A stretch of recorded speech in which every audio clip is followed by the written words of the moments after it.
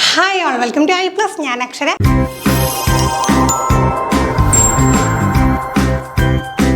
Examination നമുക്ക് സൈക്കോളജിയിൽ പ്രധാനപ്പെട്ട ടോപ്പിക്സുമായിട്ട് ബന്ധപ്പെട്ട ക്വസ്റ്റ്യൻസ് ആണ് നമ്മൾ ഡിസ്കസ് ചെയ്തുകൊണ്ടിരുന്നത്. അപ്പോൾ ഇന്നത്തെ സെക്ഷനിൽ നമ്മൾ 5 ചോദ്യങ്ങളാണ് ഡിസ്കസ് ചെയ്യാനായിട്ട് പോകുന്നത്. നമുക്ക് ആദ്യത്തെ ചോദ്യത്തിലേക്ക് കടക്കാം. After getting hurt during a play activity, Rohan started crying. Seeing this, the father responded, "Don't behave like girls. Boys don't cry."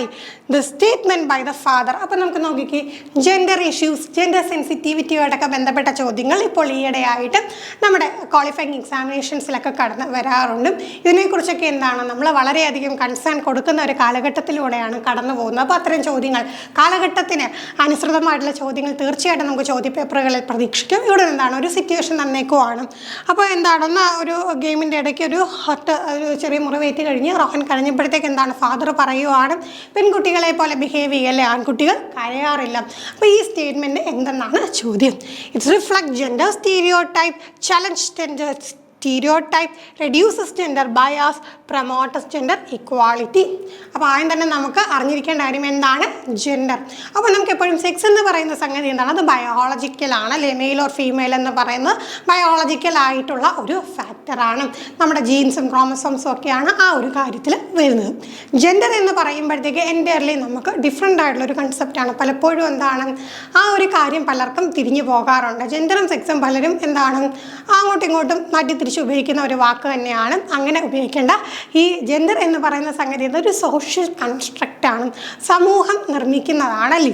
അപ്പോൾ എന്താണ് ഇന്ന കാര്യങ്ങളാണ് ആൺകുട്ടികൾ ചെയ്യേണ്ടത്, ഇന്ന കാര്യങ്ങളാണ് പെൺകുട്ടികൾ ചെയ്യേണ്ടത് എന്ന് സമൂഹം എന്താണ് കുറേ കാര്യങ്ങളൊക്കെ ഇങ്ങനെ കൽപ്പിച്ച് വെക്കുന്നുണ്ട്. അപ്പോൾ അതിൽ തന്നെയുള്ള പ്രശ്നം എന്താണ്, സ്റ്റീരിയോ ടൈപ്പുകൾ.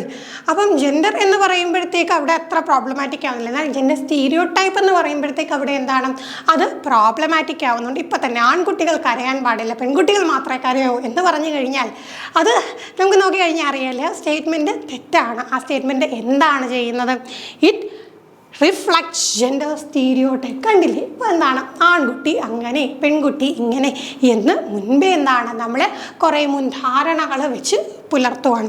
അപ്പോൾ ആ ധാരണകളിൽ നിന്ന് വ്യതിചലിക്കുന്നവർ എന്ത് ചെയ്യും, അവർ സമൂഹത്തിൽ ഒറ്റപ്പെടുന്നതായിട്ട് നമുക്ക് കാണാനായിട്ട് സാധിക്കുന്നുണ്ട്. അപ്പോൾ ആ ഒരു കാര്യമാണ്. അപ്പം ഇത്തരം കാര്യങ്ങളൊക്കെ എന്ത് ചെയ്യണം, മാറേണ്ട കാലം വന്നു കഴിഞ്ഞു. അപ്പം നമുക്ക് നോക്കാം. ജെൻഡർ സ്റ്റീരിയോ ടൈപ്പിനെ റിഫ്ലക്റ്റ് ചെയ്യുന്ന തരത്തിലുള്ളൊരു സ്റ്റേറ്റ്മെൻറ്റാണ്. ചലഞ്ചസ് ജെൻഡർ സ്റ്റീരിയോ ടൈപ്പ് എന്ന് പറഞ്ഞു കഴിഞ്ഞാൽ ഇപ്പം എന്താണ് നമ്മൾ ഈ പറഞ്ഞ പോലെ ഇത്തരം സ്റ്റീരിയോ ടൈപ്പുകളെ ചലഞ്ച് ചെയ്യുന്ന ഒരു സിറ്റുവേഷനാണ് ഇവിടെ വന്നെങ്കിലും അപ്പോൾ അവിടെ നമുക്ക് എന്ത് പറയാം, അത് ചലഞ്ചസ് ജെൻഡർ സ്റ്റീരിയോ ടൈപ്പ് എന്ന് പറയാം. Reduces gender bias. ബയാസ് എന്ന് പറഞ്ഞാൽ എന്താണ് ഒരു പ്രത്യേക പക്ഷത്തിനോട് കാണിക്കുന്ന ഒരു അവർക്ക് എന്താണ് കുറച്ച് പ്രയോറിറ്റി കൊടുക്കുന്നതിനെയാണ് ബയാസ് എന്ന് പറയുന്നത്. ജെൻഡറിൻ്റെ ബേസിസിൽ ആ ഒരു പ്രയോറിറ്റി കൊടുത്തു കഴിഞ്ഞാൽ അതിനെ ജെൻഡർ ബയാസ് എന്ന് പറയും. ജെൻഡർ ഇക്വാളിറ്റി എന്താണ്, എല്ലാ ജെൻഡേഴ്സിനെയും എന്താണ് നമ്മൾ ഈക്വലായിട്ട് ട്രീറ്റ് ചെയ്യുക. ഓക്കെ, അടുത്ത ചോദ്യം. In A progressive class room. നമുക്കറിയാം നമ്മുടെ ഇപ്പോഴത്തെ ക്ലാസ് റൂമുകളൊക്കെ വളരെയധികം പ്രോഗ്രസീവാണ്. പ്രോഗ്രസീവ് ക്ലാസ് റൂമിൻ്റെ ക്യാരക്ടറിസ്റ്റിക്സ് ഈ കൂട്ടത്തിൽ നമുക്ക് കണ്ടെത്താം. A teacher should follow fixed curriculum. The emphasis should be on competition among students. Ample opportunity should be provided for construction of knowledge. Students should be labeled on the basis of their academic scores. അപ്പോൾ നോക്കിക്കും progressive class റൂമിൽ തീർച്ചയായിട്ടും ബാക്കി 3 എണ്ണം നമുക്ക് traditional class റൂമിലെ ഫീച്ചേഴ്സാണ്. ഒന്ന് മാത്രമേ നമുക്ക് നമ്മുടെ പ്രോഗ്രസീവ് ക്ലാസ് റൂമിലെ ഫീച്ചറുള്ളൂ. ഏതാണെന്ന് നമുക്ക് നോക്കാം. ഈ teacher should follow fixed curriculum. അങ്ങനെയാണ് നമ്മുടെ കരിക്കുലം എന്താണ് കുറച്ച് ഫ്ലെക്സിബിൾ ആയി കഴിഞ്ഞു അല്ലേ. നമ്മുടെ പ്രോഗ്രസീവ് ക്ലാസ് റൂമിൽ ഇൻക്ലൂസീവ് ക്ലാസ് റൂമിൽ എന്താണ് പെഡഗോജിക്കൽ അപ്രോച്ച് ഫോളോ ചെയ്യുന്ന ക്ലാസ് റൂമിൽ കരിക്കുലം എപ്പോഴും എങ്ങനെയാണ്, റിജിഡ് ആയിട്ടാണോ അല്ല, ഫിക്സഡ് ആയിട്ടാണോ അല്ല, പകരം എങ്ങനെയായിരിക്കും അത് ഫ്ലെക്സിബിൾ ആയിരിക്കും. Then the emphasis should be on the competition among students. കുട്ടികൾ തമ്മിലുള്ള ഒരു മത്സരബുദ്ധി വളർത്തി ആ ഒരു പാറ്റേൺ ആണോ അല്ല, നമ്മൾ ഒരു കുട്ടിയുടെ സമസ്ത മേഖലകളിലുള്ള ഒരു ഡെവലപ്മെൻറ്റുമാണ് നമ്മൾ നോക്കുന്നത്. അപ്പോൾ എന്ത് ചെയ്യണം, നമുക്കൊരിക്കലും എന്താണ് ഇങ്ങനെ കമ്പയർ ചെയ്ത് കോമ്പറ്റീഷൻസ് കൊണ്ടുവന്ന് ഹെൽത്തി കോമ്പറ്റീഷൻസ് വേണം, ശരി തന്നെ. പക്ഷേ എന്താണ് എംഫസിസ് കൂടുതലായിട്ട് അവിടെ കൊടുക്കേണ്ട കാര്യം ഇല്ല. Then student should be labelled on the base of their academic scores. നമ്മൾ ഈ പറഞ്ഞ പോലെ മാർക്ക് എഴുതി ഇപ്പോൾ പരീക്ഷയ്ക്ക് എഴുതി വാങ്ങിക്കുന്ന മാർക്ക് വെച്ച് മാത്രം 100-ൽ 100 വാങ്ങിച്ച കുട്ടി മാത്രം മിടുക്കൻ അല്ലെങ്കിൽ മിടുക്കി. അപ്പോൾ അത്രയും മാർക്ക് വാങ്ങാൻ കഴിയാത്ത കുട്ടികൾ എന്താണ് മോശക്കാരൻ നമുക്ക് പറയാൻ പറ്റുമോ? അവരുടെ കഴിവുകൾ ചിലപ്പോൾ മറ്റ് മേഖലകളിലായിരിക്കും. ഇപ്പോൾ അക്കാദമിക് സ്കോർ വെച്ച് നമുക്ക് ഒരിക്കലും എന്താണ് ഒരു പ്രോഗ്രസീവ് ക്ലാസ് റൂമിലൊരു കുട്ടിയെ നമുക്ക് അളക്കാനായിട്ട് സാധിക്കില്ല. അപ്പോൾ തീർച്ചയായിട്ടും ഒരു പ്രോഗ്രസീവ് ക്ലാസ് റൂമിൻ്റെ ഫീച്ചർ എന്താണ്? Ample opportunity should be provide four construction of knowledge. നമ്മുടെ പുതിയ ഒരു പ്രോഗ്രസീവ് ക്ലാസ് റൂം എപ്പോഴും എന്തിനാണ് എംഫസിസ് കൊടുക്കണം? കൺസ്ട്രക്റ്റീവിസം, ജ്ഞാന നിർമ്മിതി എന്ന് നമ്മൾ പറയുമല്ലേ. അപ്പോൾ എന്താണ്? അറിവ് നിർമ്മിക്കുന്നു, ഒരു ആക്റ്റീവായിട്ടുള്ള പ്രോസസ്സാണ് ലേണിംഗ്. കുട്ടി ഒരു ആക്റ്റീവ് ഫിഗറാണല്ലേ, ഒരിക്കലും ടീച്ചറല്ല. അവിടുത്തെ ഓട്ടോക്രാറ്റിക് ആയിട്ടുള്ള ടീച്ചറിൻ്റെ കയ്യിലാണ് ഫുൾ അധികാരം. ആ രീതി മാറിക്കഴിഞ്ഞു. ഈ കാര്യം പലപ്പോഴും നമ്മൾ പറഞ്ഞിട്ടുള്ളതാണ്. വീണ്ടും വീണ്ടും എടുത്തു പറയുന്നത് എന്തുകൊണ്ടാണ്? ഇത്തരം ചോദ്യങ്ങൾ എല്ലാ തവണയും പരീക്ഷയ്ക്ക് റിപ്പീറ്റ് ചെയ്യുന്നുണ്ട്. അപ്പോൾ എന്താണ്? അവിടെ ഒരു കൺഫ്യൂഷനും കൂടാതെ നിങ്ങൾക്ക് ആ ഒരു മാർക്ക് ഉറപ്പായിട്ടും കിട്ടണം. ഓക്കെ, അപ്പോൾ എന്ത് ചെയ്യണം? ഈ ഒരു നോളജ് കൺസ്ട്രക്ഷന് വേണ്ടിയിട്ടുള്ള ഓപ്പർച്യൂണിറ്റീസ്, കുട്ടികൾക്ക് എന്താണ് അവസരങ്ങൾ നമ്മൾ പ്രൊവൈഡ് ചെയ്യണം. അടുത്ത ചോദ്യം, after observing the students are struggling to proceed further on an ongoing activity, the teacher decide to provide cues and hints in form of what, why and how. According to Vygotsky's theory, the strategy of teacher will. അപ്പോൾ നോക്കിക്കേ, നമുക്കറിയാം വൈഗോട്സ്കിയുടെ തിയറിയൊക്കെ നമ്മൾ പഠിച്ചതാണ്. അതിൻ്റെ ഒരു application ലെവലിൽ ചോദ്യമാണ് വന്നിരിക്കുന്നത്. കുട്ടികൾ ഒരു പെർട്ടിക്കുലർ പ്രോസസ്സ്, ഒരു ആക്ടിവിറ്റിയിൽ ഇരിക്കുവാണ്, പക്ഷേ എന്താണ്, അവർക്ക് മുന്നോട്ട് പോകാനായിട്ട് പറ്റുന്നില്ല. അവരുടെ ഒരു അറിവിൻ്റെ ഒരു പരിമിതി വെച്ചുകൊണ്ട് അവർക്ക് അത്രേ പറ്റുന്നുള്ളൂ. അപ്പോൾ ടീച്ചർ എന്ത് ചെയ്യുന്നു? കുറച്ച് ക്യൂസും ഹിൻസും ഒക്കെ കൊടുക്കുന്നു.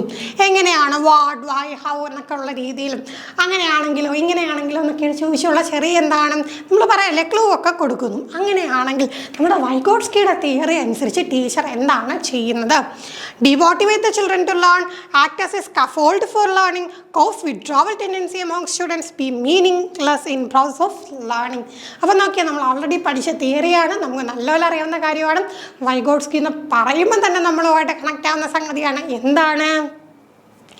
Act as A scaffold for learning. പഠനത്തിന് എന്ത് ചെയ്യുന്നു? ഒരു കൈത്താങ്ങ് കൊടുക്കുന്നു. നമ്മൾ പഠിച്ചു അല്ലേ, ടീച്ചറിൻ്റെ റോള്, സ്കഫോൾഡർ എന്നുള്ള റോള് നമ്മൾ പഠിച്ചിട്ടുള്ളതാണ്. അല്ലാതെ കുട്ടികളെ ഡീമോട്ടിവേറ്റ് ചെയ്യുകയോ കുട്ടികളുടെ വിഡ്രോവൽ ടെൻഡൻസി ഉണ്ടാക്കുകയോ അല്ലെങ്കിൽ പഠനത്തിന് അർത്ഥമില്ല എന്ന് പറയുകയോ ഒന്നുമല്ല. പകരം ഇവിടെ എന്താണ്? കൈത്താങ്ങ് നൽകലാണ്. പ്രത്യേകം ശ്രദ്ധിക്കണം, സ്കഫോൾഡിങ് എപ്പോഴും കൊടുക്കേണ്ട കാര്യമുണ്ടോ? കുട്ടിക്ക് ആ ഒരു കാര്യം തന്നെ ചെയ്യാൻ കഴിയും എന്നുള്ള ലെവലിലോട്ട് എത്തുമ്പോഴത്തേക്ക് എന്ത് ചെയ്യും? അവർക്ക് പിന്നെ നമ്മൾ കൈത്താങ്ങ് കൊടുക്കേണ്ട കാര്യമില്ല. പതിയെ നമുക്ക് എന്ത് ചെയ്യാം? ആ ഒരു കൈത്താങ്ങ് പിൻവലിക്കാം. അടുത്ത ചോദ്യം, which of the following is correct in the context of socialization of children? അപ്പോൾ എന്താണ്?